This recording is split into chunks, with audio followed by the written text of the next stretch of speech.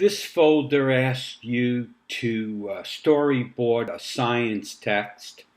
The text I selected is from the New York Times on September 14th, and it includes at least one video. And so what I'd like you to do is you only really need to skim through the Bruce article, post it into the folder, and it's on our course documents.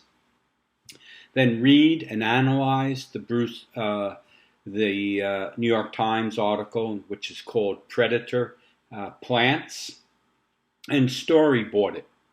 And so two readers might have different takes on an article. So you might read an article and you might see 4 or 5 elements or major ideas in it. I might read it and I might see 6. Doesn't matter so much for this activity, but what I'd like you to do is provide 6 frames, which I'll explain in a second.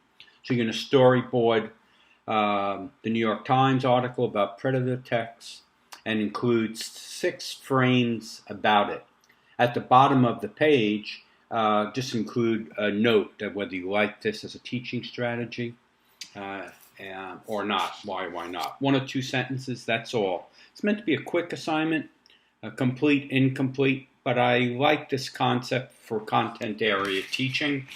And here's a quick slideshow about the Bruce article and storyboarding itself. So I believe this figure comes from the Bruce article. There's a possibility I took it someplace else.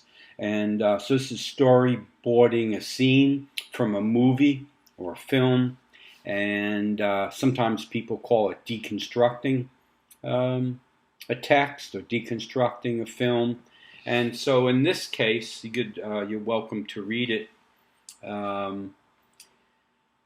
You would look at the number of scenes or edits in a film, and each one of those scenes would represent a different frame, text frame.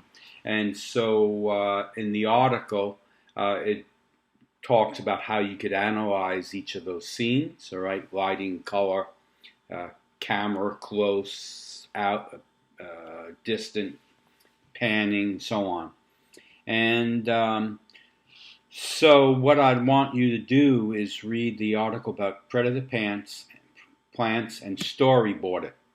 So here's an example of a storyboard about a poem, and this comes from the Bruce article. And I've done poems that would fit with middle school, and I've had teachers and students storyboard it. Here's storyboarding from the novel The Giver by Lois Lowry.